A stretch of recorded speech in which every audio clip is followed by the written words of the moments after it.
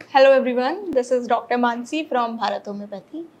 आज हम आपके साथ बात करने वाले हैं अस्थमा की। तो अस्थमा में नॉन वेज खा सकते हैं नहीं? ओपीडी में हमारे पास ऐसे बहुत पेशेंट्स आते हैं जो नॉन वेजिटेरियन होते हैं और वो नॉन वेज नहीं छोड़ना चाहते।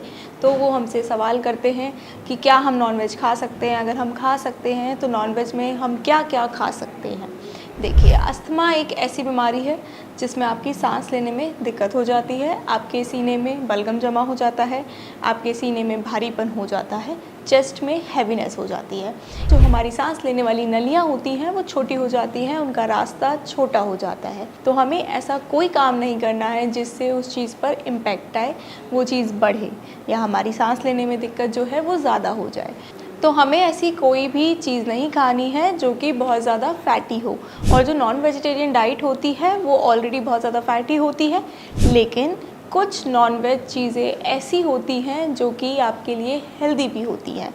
अगर हम बात करें डाइट की, तो कोई भी बीमारी हो उसमें आपको डाइट का ख्याल रखना बहुत ज़्यादा ज़रूरी होता है, क्योंकि डाइट अगर आप मैनेज करेंगे तो आपकी आधी बीमारी वहीं कंट्रोल हो जाती है। अगर आप अपनी बीमारी के हिसाब से डाइट लेंगे तो आपको अपने सिम्टम्स में बहुत ज़्यादा राहत मिल जाती है। अब हम बात कर रहे थे अस्थमा की। तो अस्थमा में नॉन वेज खा सकते हैं नहीं? बिल्कुल, आप नॉन वेज खा सकते हैं अस्थमा में, लेकिन हर तरीके का नॉन वेज आप नहीं खा सकते हैं। जो नॉन वेज जिसमें बहुत ज़्यादा हाई सैचुरेटेड फैट्स होते हैं वो नॉन वेज आपको नहीं खाना है। वो आपके अस्थमा को ट्रिगर करेगा, आपके अस्थमा के सिम्टम्स को वर्स कर देगा। आपको लीन प्रोटीन्स वाले नॉन वेज खाने हैं जिसमें कि नॉर्मल एक फ़ैट हो, ओमेगा 3 फैटी एसिड्स प्रेजेंट हो, और ऐसे नॉन वेज चीज़ें खानी है आपको जो एंटी इन्फ्लामेटरी इफ़ेक्ट रखते हों अपने अंदर। अगर हम लीन प्रोटीन की बात करें तो चिकन होता है, फ़िश होती है, आप ये चीज़ें खा सकते हैं। लेकिन अगर हम फ़िश की भी बात करें तो हर फ़िश आपको नहीं खानी है।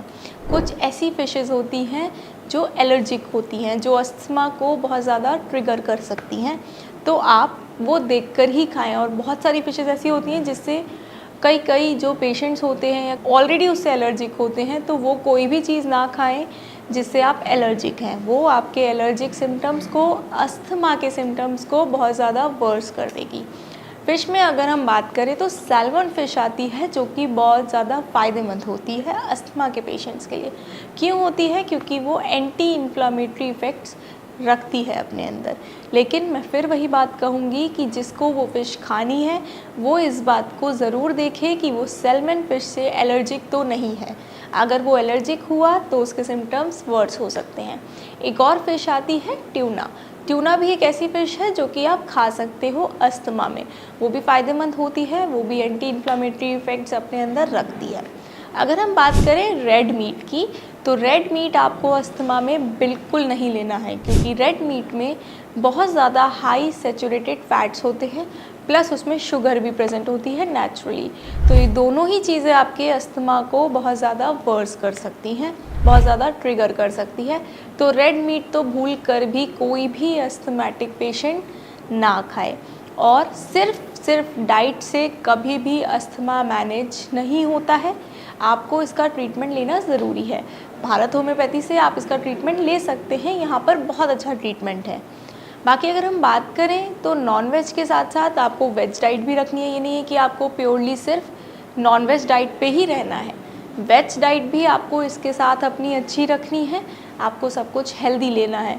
प्रोटीन ले सकते हैं आप वेज डाइट में भी, फ्रूट्स ले सकते हैं। सिट्रस फ्रूट्स आपको अस्थमा में नहीं खाने होते हैं, वो इन्फ्लामेशन बढ़ा देते हैं। आप पपाया ले सकते हैं, आप पोमग्रेनेट यानी कि अनार ले सकते हैं, आप बीटरूट भी खा सकते हैं। आप हेल्दी चीज़ें खाइए, प्रोटीन लीजिए, आप प्लांट बेस्ड प्रोटीन भी आप ले सकते हैं अस्थमा में। तो इस बात का ख्याल रखें कि नॉन वेज में आपको रेड मीट भूल के भी नहीं लेनी है, और जो आप ले सकते हैं वो मैंने आपको बताया, जैसे कि लीन प्रोटीन्स वाला जो नॉन वेज होता है, जैसे कि चिकन हो गई, फ़िशेज़ हो गई। फ़िशेज़ में आपको हर फ़िश नहीं खानी है। सैल्मन फ़िश आप ले सकते हैं, बहुत फ़ायदेमंद होती है। और दूसरी होती है ट्यूना फ़िश, वो भी बहुत ज़्यादा फ़ायदेमंद होती है अस्थमा के पेशेंट्स के लिए। और इसके साथ साथ आपको ट्रीटमेंट बहुत ज़रूरी है।